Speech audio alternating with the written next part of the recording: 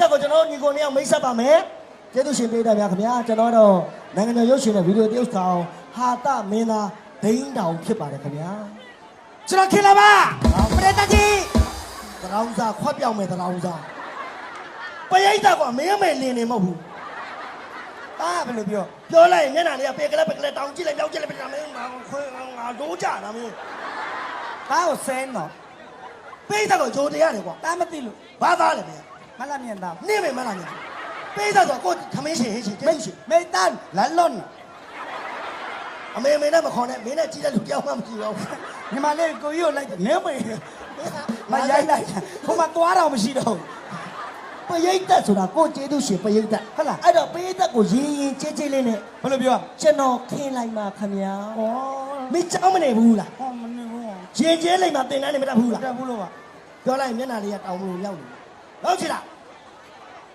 ဟေ့မင်းနာမည်ဘယ်သူလဲကျွန်တော်မောင်ခင်းလိုက်ပါခင်ဗျာမင်းနာမည်ဘယ်သူလဲကျွန်တော်မောင်ခင်းလိုက်ပါခင်ဗျာရက်ကွက်ထဲမှာဖဏတ်တွေလက်ခိုးတာဘယ်သူတို့ကျွန်တော်မောင်ခင်းလိုက်ပါခင်ဗျာခလေးစီးတရားလူကြီးစီးတရားရတယ်ဗျခလေးစီးကမတော်လို့ယူမလို့ဟာဒီစောက်ကတော့ဆွဲလို့မရဘူးကွာ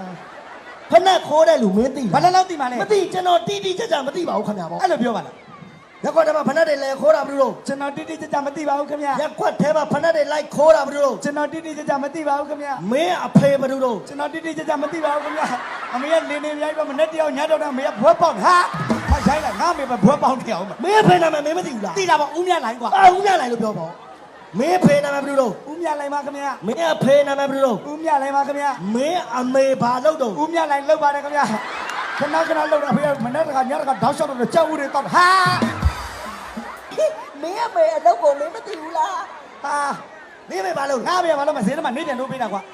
မနေ့ကပတ်စံနေလိုက်ကောအဲ့လိုရှိမပြောနဲ့ပတ်စံနေလိုက်ကောက်ပါတယ်ခင်ဗျဒါပဲပြောအတိုးလေးပဲ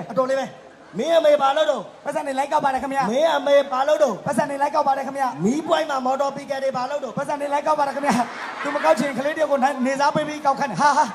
မကားဖန်ခံမင်းမနော်မဟုတ်ဘူးလေအခုခေတ်ကအဲ့ဒီခေတ်မဟုတ်ဟိုတော့ခေတ်ဟုတ်လားအခုခေတ်မှာမော်တော်ပီကယ်တွေကတကယ်ဝန်ထမ်းကောင်းနေဟုတ်တယ်နော်အဲ့တော့ကားတွေကမောင်းတော့လမ်းပေါ်မှာအင်ဂျင်ဝိုင်းတွေယိုးနေလမ်းကြီးပတ်အင်ဂျင်ဝိုင်းတွေယိုးတော့တီရှူးလေးနဲ့လိုက်တုပ်ပေးတာအဲ့လောက်ထိလိုက်လို့ဝန်ထမ်းကောင်းဟုတ်တ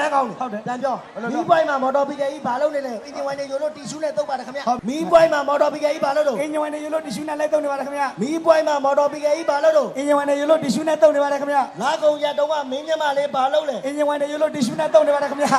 တစ်စက်ကြတာခင်ဗျတောက်